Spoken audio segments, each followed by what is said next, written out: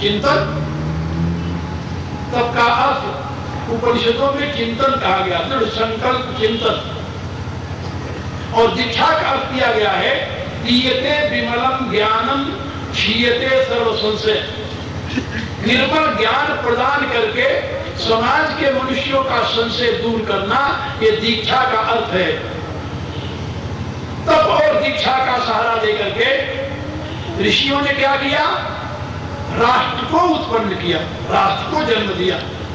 और केवल राष्ट्र ही नहीं, राष्ट्र के साथ दो तत्व और उत्पन्न किए उन्होंने, तेज और बल, अपने तप और दीक्षा के द्वारा। यानी मानव समाज में राष्ट्रीय भावना और उनमें तेज और बल का संस्कार प्रदान किया। इस संस्कार के परिणाम स्वरूप राष्ट्र का जन्म हुआ। इसे आप लोग समझ गए होंगे कि भारतीय राष्ट्र का जन्म ऋषियों के तप और दीक्षा के द्वारा हुआ है। इस राष्ट्र के संस्थापक ऋषि हैं, कोई राजा नहीं है। राजा ने राष्ट्र को नहीं बनाया है।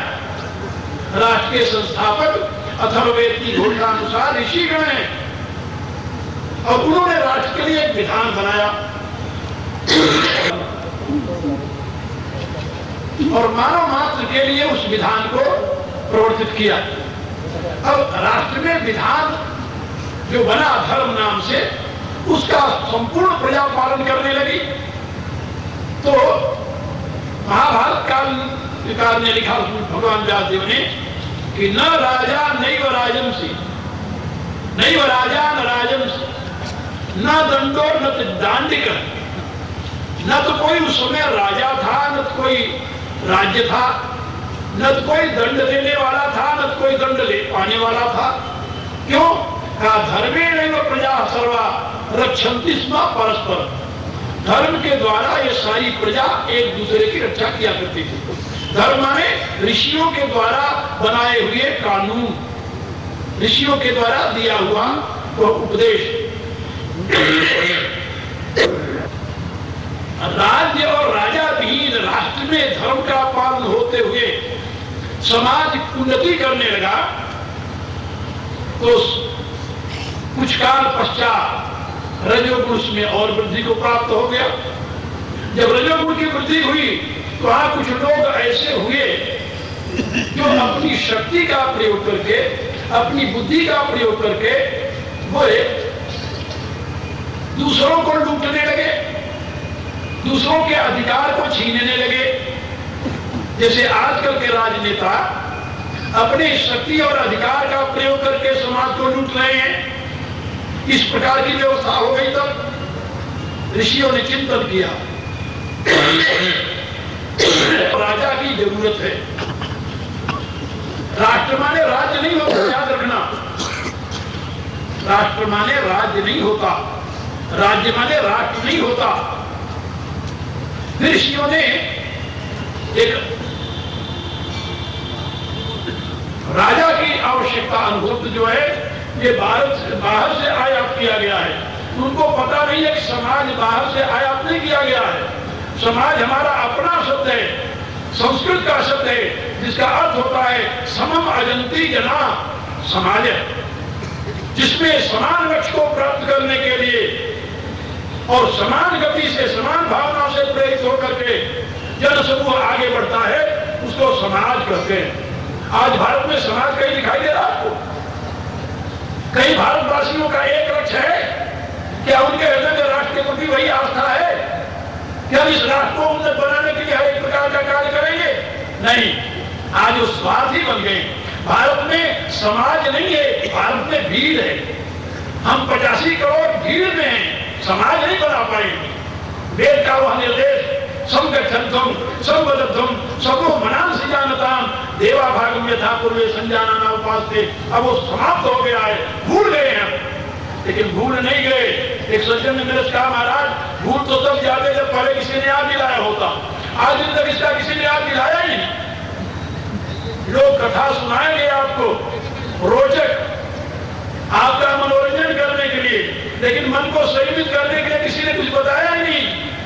राष्ट्र के प्रति आस्था उत्पन्न करने के लिए कभी किसी ने बताया ही नहीं। आज पहली बार हम आपसे सुने। लोग मेरे से भी अमृतसर में यही कह रहे थे यहाँ बड़े बड़े कथा बातें गाते हैं, हजारों की तादाद में लोग इकट्ठा होते हैं, लेकिन ऐसी बातें किसी नागरिक ने बताई नहीं जो आज आप कर जा रहे हो। मेरे कहने का अभिप्राय कि समाज हमारा, हिंदू समाज समझ लीजिए थोड़ी देर के लिए, आज भीड़ बन गया है, समाज नहीं रह गया है। समान लक्ष्य को प्राप्त करने के लिए समान भावना से प्रेरित होकर जहां पर समान गति से लोग चलते हैं समूह में, उसको समाज कहा जाता है। और तथाकथित जो भारत के बाहर से आयात किए हुए सोशलिज्म, एक कम्युनिज्म, एक सज्जन से मैंने पूछा, हम कहा सोशलिज्म का अर्थ तुम समाज क्यों करते हो? सोशलिज्म माने समाजवाद होता है क्या? फिर क्या अनुवाद करें? हम कहा क्या तुम जानते हो समाजवाद शब्द अर्थ क्या होता है भारत में? साम्यवाद का अर्थ क्या होता है भारत में? कम्युनिज्म का अर्थ साम्यवाद कैसे हो सकता है? वो तो एक कम्यून से संबंधित इज्म है, और कम्यून कहते हैं एक वर्ग को, एक वर्ग से संबंधित जो इज्म है, जो सिद्धांत है, वो साम्यवाद कैसे हो सकता है? और ऐसा ब्राह्मी स्थिति पार्थाली नाम प्राप्त हुई थी, स्थित्वा सामंत काले थी ब्रह्म निर्माण में क्षति। हमारे यहाँ सम्यक ज्ञान को प्राप्त करने के लिए तो गीता आपको उपदेश देती है कि साम्य किसे कहते हैं और साम्य भाव क्या है, साम्यवाद क्या है। ये जब जानना हो तो गीता पढ़िए। गीता के ऊपर मेरा भाष्य है, धर्म विज्ञान भाष्य। यदि आपको ये जानना हो कि सही माने में साम्य शब्द का क्या अर्थ है, साम्यवाद का क्या अर्थ है, तो उसको पढ़िए। फिर कहने का अभिप्राय, जैसे हमारे धर्म को रिलीजन कहा गया, जैसे हमारे धर्म को मजहब कहा गया, जैसे हमारी संस्कृति को कल्चर कहा गया, जैसे हमारी सभ्यता को सिविलाइजेशन कहा गया, उसी रूप से हमारे सिद्धांतों का विकृतीकरण किया गया। कम्युनिज्म को साम्यवाद कर करके भारतीय जनता को डुबाने का षड्यंत्र रचा गया। सोशलिज्म को समाजवाद कर करके भारतीय जनता को डुबाने का षड्यंत्र रचा गया। ये सब राजनेताओं की कूटनीति का परिणाम है, जिसके पीछे भारत की अबोध जनता, अंधी जनता दौड़ रही है। सुनिए मेरी बात जो मैं आपको मूल में बता रहा था।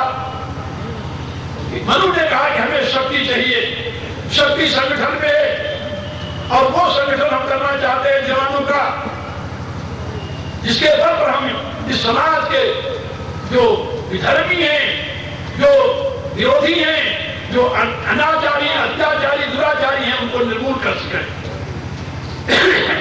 सबने एक मत से विचार,